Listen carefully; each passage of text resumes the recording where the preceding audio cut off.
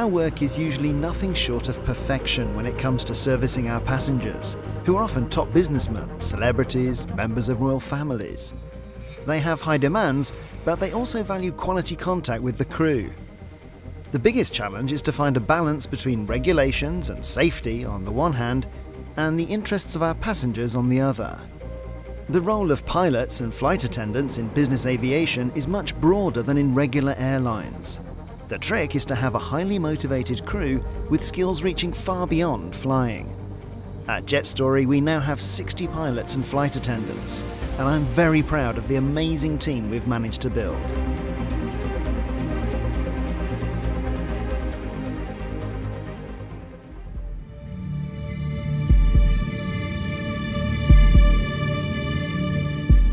You need to love this job, otherwise it's no good.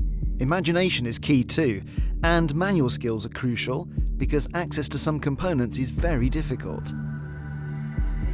You need to stay cool and be incredibly patient to bend your arm, sometimes almost beyond the joints, to reach something, dismantle and replace it. The biggest test for a mechanic is troubleshooting, tracing and identifying the malfunction.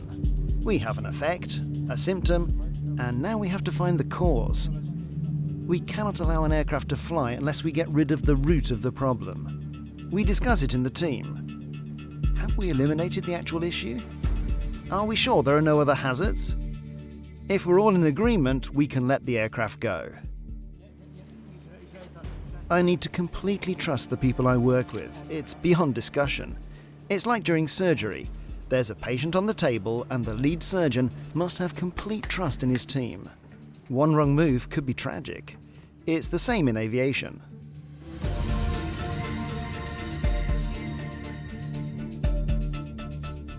So everything is in perfect order.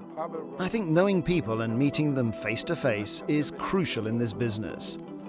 We had a passenger wanting to travel from Kaliningrad to Luxembourg, and we couldn't fly out because the airport was closed. So I call someone I met a week before in another corner of the world and ask him for help. He says, yeah, you won't take off from Kaliningrad now. The aerodrome is closed because Putin is departing.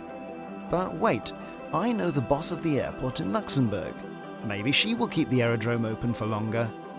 5 minutes later, he calls me back. Luxembourg will close 1 hour later. You can fly later as you wanted. People have a great capacity to say that something is impossible.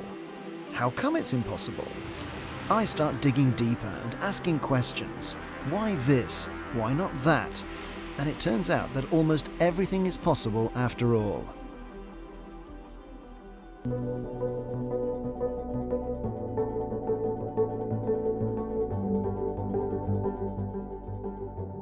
We are on call 24 hours a day because the aircraft fly 24 hours a day.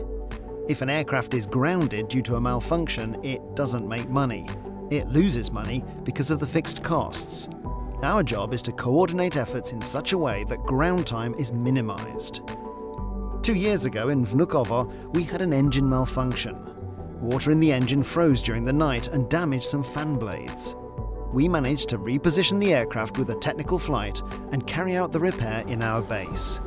I slept 2 hours a day for about 10 days then.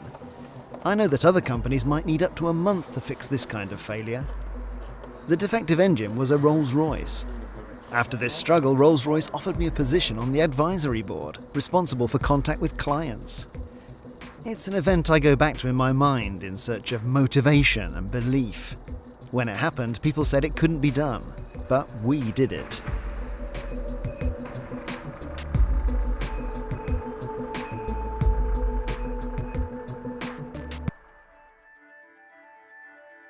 My telephone rings. Let's say it's 1 a.m., departure at 3 a.m., because we have 2 hours for full flight readiness. My primary duty is to arrange catering for this flight. Sometimes the dishes are very sophisticated, lobsters, oysters, and sometimes the passenger simply wants some broth or fast food. I once had a request for alcohol-free wine. I called a number of wine stores, and on hearing alcohol-free wine, their staff just burst out laughing.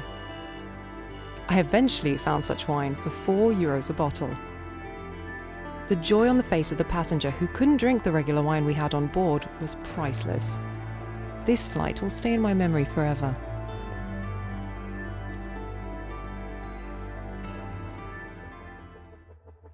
I am the CEO of JetStory and also a pilot. It's not easy to combine these two jobs now that the company has grown, but it does pay off to be in the front line, meet the passengers, and know what it takes for our product to be perfect. It's like standing on the assembly line when you're the head of a car company.